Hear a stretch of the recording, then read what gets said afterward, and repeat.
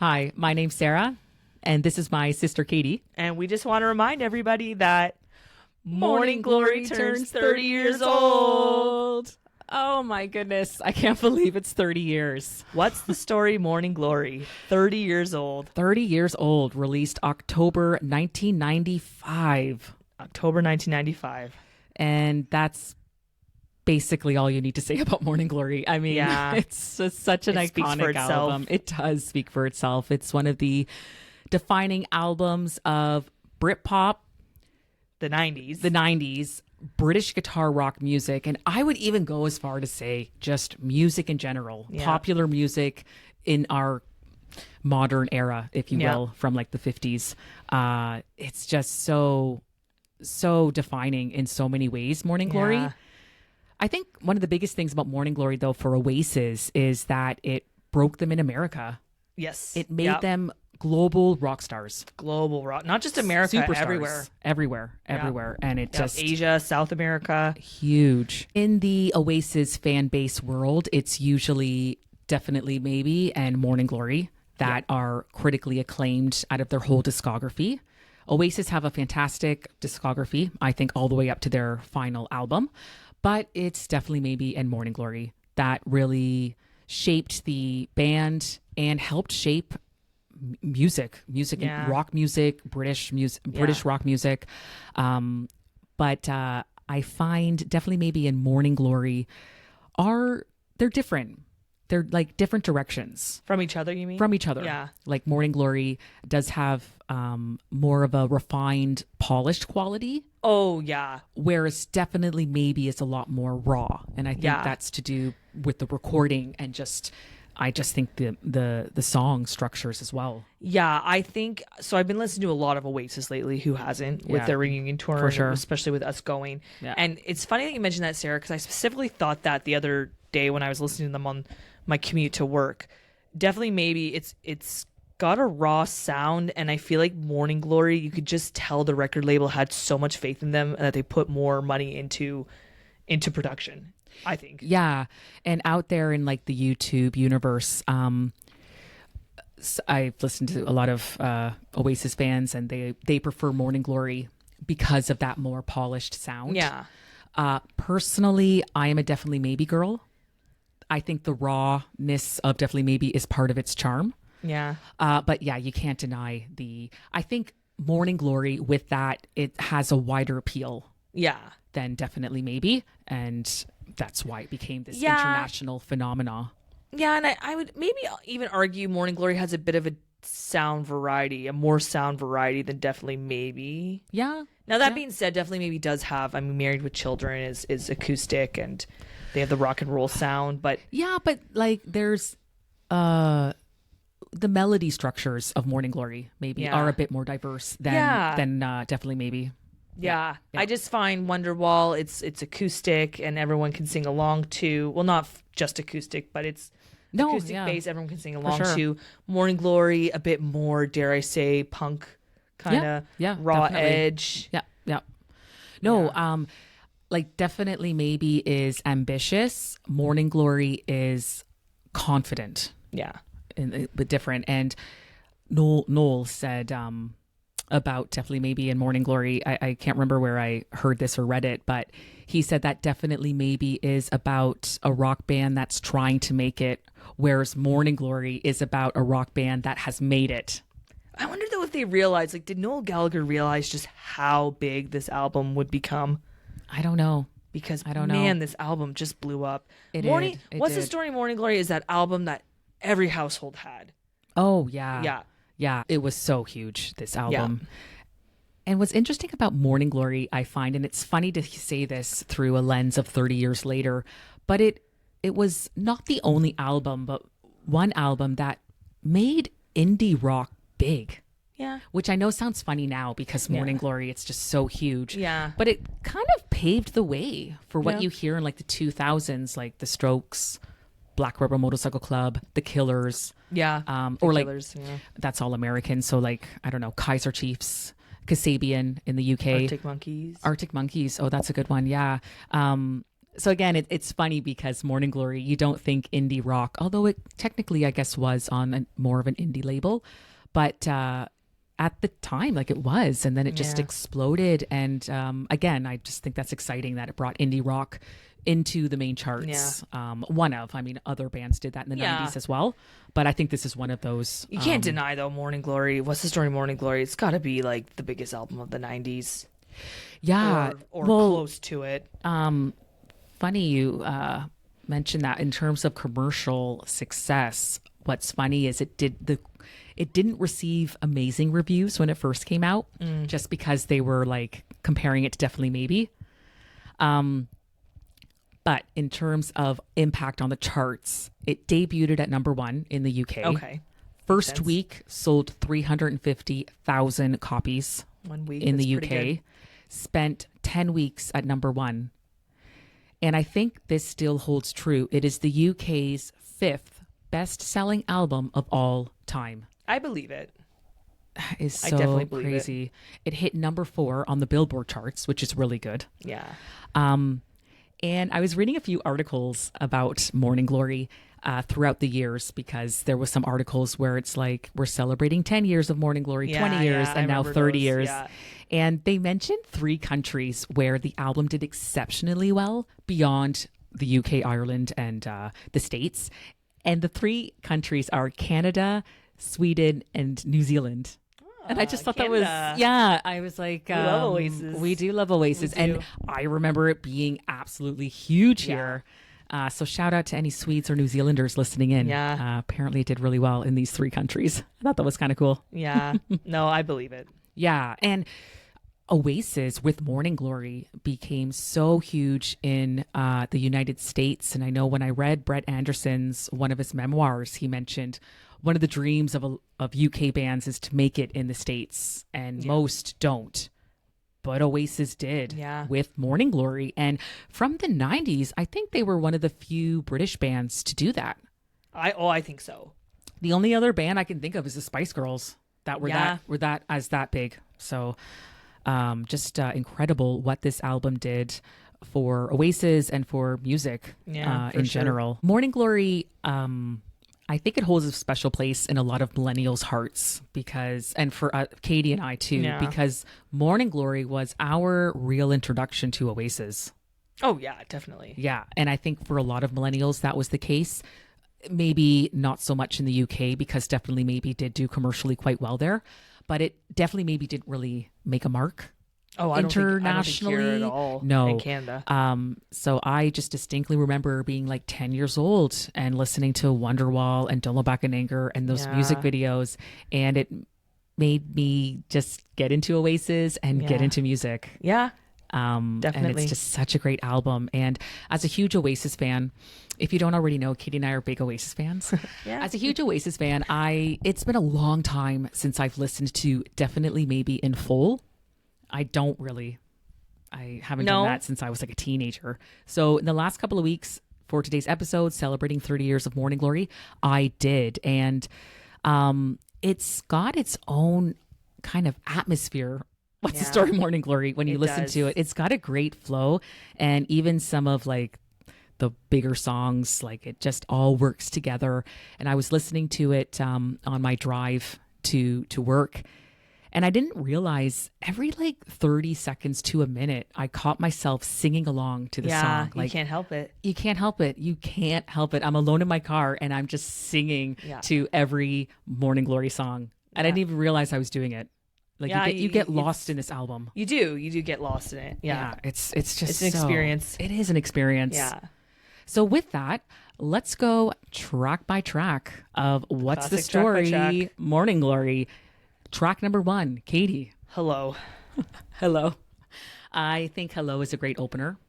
Oh, I love it. Yeah. Hello's great. It's just Liam's attitude. I love it. Attitude. And it hints at kind of the indie punk vibe of Definitely Maybe. And fun fact, I'm getting this from, shout out to the Mad for It podcast. I don't know if they make episodes anymore, but they did an episode about Morning Glory.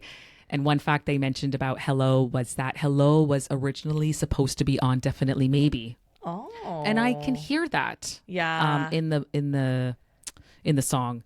And one morning, I have a long commute to work. I decided to listen to Definitely Maybe in full in the order, and then right away get right into Morning Glory. And it really has a nice flow listening to the end of Definitely Maybe, Married with Children, and then into Hello. Like it Yeah. totally works. Yeah. Such a great first song. Yeah, and I just like that it says hello, good to be back. Well, it's perfect for their set list. Like it was just perfect. Perfect for their set list, perfect for their second album after their debut. Yeah, that's true. Yeah, it works. And then to what Morning Glory did become. Yeah. Like, yeah, it's so great. Number 2, Roll with it. Roll With It. Roll With It, it's good. I mean, it was a single. Yeah. I think it's great in its simplicity. Yeah. Like it's just a basic, simple rock and roll song. And I think it's a great song and it was a good single. No, I like Roll With It. Yeah. I didn't like it when I was a kid, didn't really care for it, but I don't know, in my adult Yeah. years I've just, because sometimes you just got to roll with it. You got to roll with it. Yeah. Yep. Yeah, you really do. Yeah. Yeah. So as an adult, I just appreciate the song. Totally. Actually, moving from Roll With It, what's number 3, Katie? Wonderball? I'm actually curious if I Wonder- know all them. If I know the Wonderwall. order. Oh, okay, we'll see. Yeah. Well, so far you're doing well. Wonderwall, I mean, that's like Oasis' biggest song. And as a big Oasis fan, I'll be honest, I don't really listen to Wonderwall, but I did listen to it with this album and it works. It works as the third song. Yeah. It just goes really nicely after Roll With It. And one thing about Wonderwall is I kind of had a bit of an epiphany with Wonderwall because Noel said that Wonderwall was about his ex-wife, Meg Matthews. Okay. They have since separated and divorced. That was years ago. And apparently after they divorced, Noel said that it was about an imaginary friend that was coming to save you. And I'm like, maybe that imaginary friend is you. Save yourself. So I'm like, be your own Wonderwall. And I'm just like, in this past week, I'm like, that's so true in life. You got to be your own Wonderwall and save yourself and have that healthy relationship with yourself. Yeah. So everyone listening, let's be our own Wonderwalls. I still love Wonderwall. I do. Yeah. I like it. It's you mentioned this when we talked about the Killers and how Mr. Brightside you just never got sick of. Yeah. I got to admit, Wonderwall I never got sick of. Yeah. Okay. Yeah. Yeah. I have a new appreciation for Wonderwall. Yeah. I guess because for years I didn't really listen to it, or it's just kind of background noise. No, I've always liked it. Yeah, it's a great melody, and it really showcases Liam's how he can carry on a tune really well. Yeah. Like it's a great song. It is. And so yeah. Did anybody watch the music video to commemorate the 30 years and say, like, who the hell is that other guy in the band? Oh yeah, he was. Because I don't know. I thought it was Gwigski in the No, in the it's band. not. It's not. Yeah. Gwigski left for a bit. I think he was just overwhelmed. They said after Yeah. definitely maybe he needed a Yeah, break. So I'm so- watching it and I was like, wait, but who's that guy? Yeah, he's just I think he was in the band for a little bit. I think with that, Gwiggsy comes back. Yeah. But that lucky guy gets Kind to of be crazy in how you Wonderwall. got to be in the Wonderwall video. Yeah. Because that video is iconic. It's iconic. Yeah. the record and then Liam's face is in the middle. Yeah. And then it starts. Oh, it's so great. Yeah, it's so Yeah. great. And this is going to sound awful as an Oasis fan, but Sarah, what was the actual first single from What's the Story Morning Glory? Some might say. Okay. So Some Some Might Might Say. Say was the first single. Yeah. Which we can talk about in a couple of songs. But Wonderwall, though, this is arguably the single that just made the album as colossal as it became. Oh, this No, is yeah, this like- is the number one song for Oasis. Yeah. This was funny enough their fourth single. It's little facts like that about bands and albums that just fascinate me. Like they Yeah. didn't first come out with Wonderwall for Morning Glory. You'd think. Yeah. Yeah. No, fourth single and what it became. I don't know. There's a documentary on YouTube and I guess Noel revisits this was recorded somewhere in Wales, a recording studio. And apparently they recorded Morning Glory in 12 days. That's which impressive. is amazing. And Noel said that he wanted to record Wonderwall on a wall. And I would love to know what he meant by that. I just had these visions of him sitting on a chair on the wall. Like the Live Forever. Like the Live Yeah. Forever The video. infamous Live Forever Liam I'm on like, a wall. what does he mean by recording it on a wall? Now, I don't think they did. but But just what does that thought mean? it Like was- against a wall, on top of a Yeah, wall? maybe he explains it more. I didn't watch too much of it. I just watched the beginning, but yeah, I know. I'm like, what does he mean by on a wall? So intriguing. This song. Number 4. Number 4.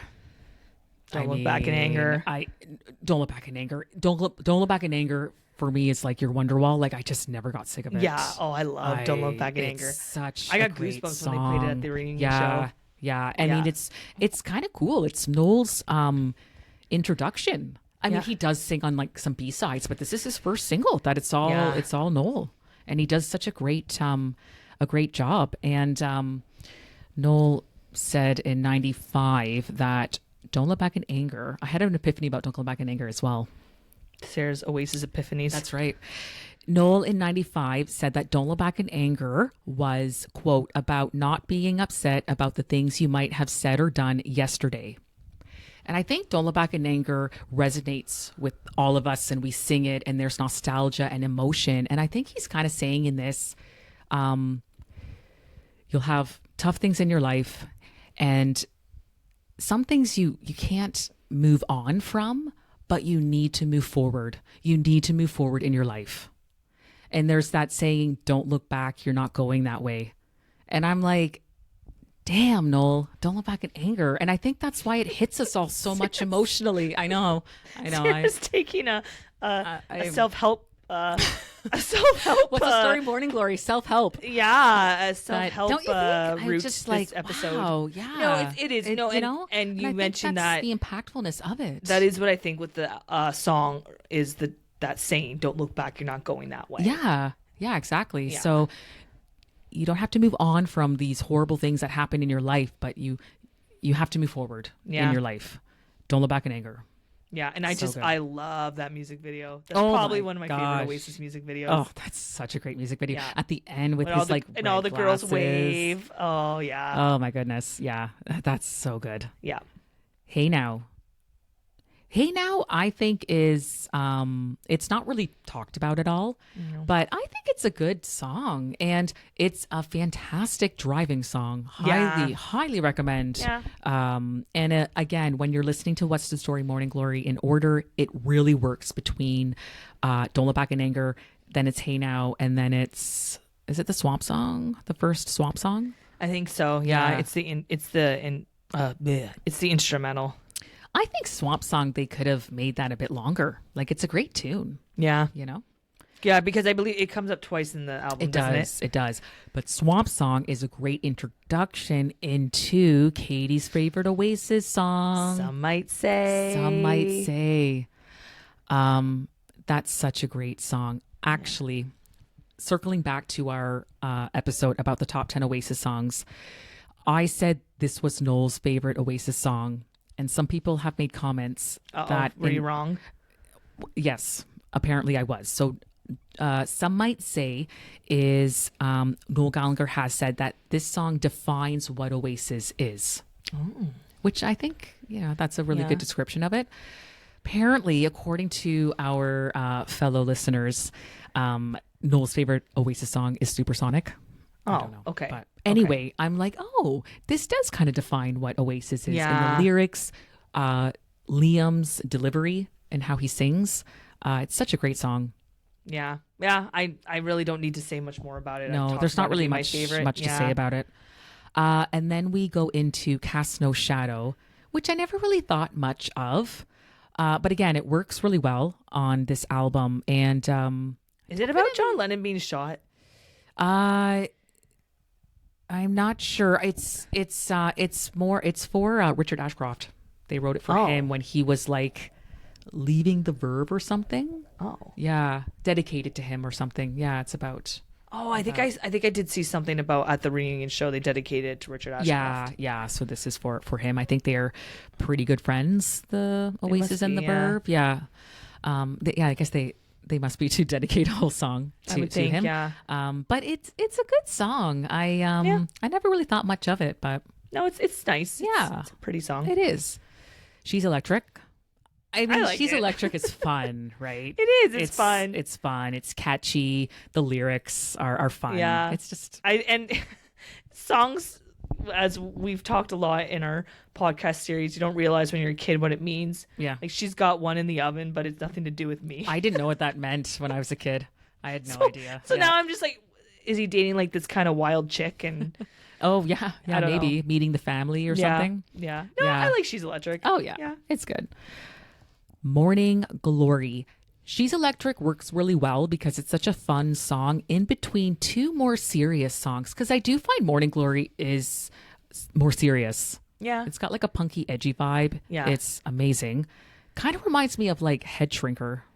Yeah. Like that. Yeah, that kind of raw alternative energy. Yeah. Yeah. And interesting fact about Morning Glory.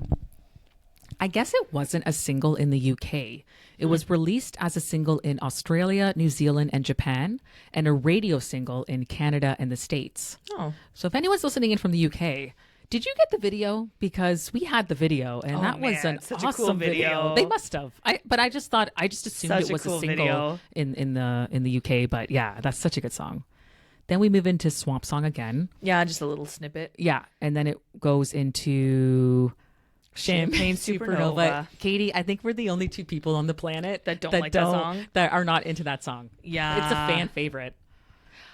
But listening to this whole album in order that I did a few times this week, it does work as a closer. Yeah, and It really does. I want to express I don't dislike Champagne Supernova. No, I me just neither. don't love it. Yeah, exactly. But it works as a closer. Yeah, no, I it does. don't love it either. It works as a closer on Morning Glory, so I now understand why they used it as a closer on their set list for their reunion tour. Yeah. Not I would have chosen like maybe Round Our Way, but yeah, I don't know. But it's a great closer, and I it's not my favorite Oasis song, but I understand why it's a fan favorite. I do. Oh yeah, I get it. I'm not do. gonna sit Yeah. here and be like, ew, you like it? Like I Yeah. totally understand. Just for me, Yeah. not my cup of tea. But Yeah. No, me too. That's What's the Story, Morning Glory. After reading a few articles this past week about Morning Glory, a few articles have described Morning Glory as a masterpiece. And Katie, would you say Morning Glory is a masterpiece? oh yeah, Yeah. no hesitation, Yeah. for sure. Yeah. Yeah, well written songs, well Yeah. produced. The music, the score with the music, it's a good album. I It can see is. how it did as well as it did. Yeah, it did. I just think masterpiece is a great description for it, especially 30 years on. Yeah. Now when we look at it so far away. Yeah. Well, thanks so much for listening. Let us know in the comments. What do you think about Morning Glory? Is it a masterpiece for you? What's your favorite song on What's the Story, Morning Glory? This iconic album. Let's celebrate it. This Wait, month. what's your favorite song on What's the Story, Morning Glory? Oh my. People know mine. I'm going to say it's Morning Glory, but Don't Look Back in Anger is a very close second. Yeah. How about you? Well, some might say. Oh, right. Duh. Some might say. Yeah. And Don't That's Look Back right, in Anger. duh. Yeah. Okay. Woo. Thanks so much for listening. Katie and I really appreciate your time. We post a new full episode every other Friday. The podcast is available on Spotify and YouTube. And we just want to remind everybody that Girls like rock too.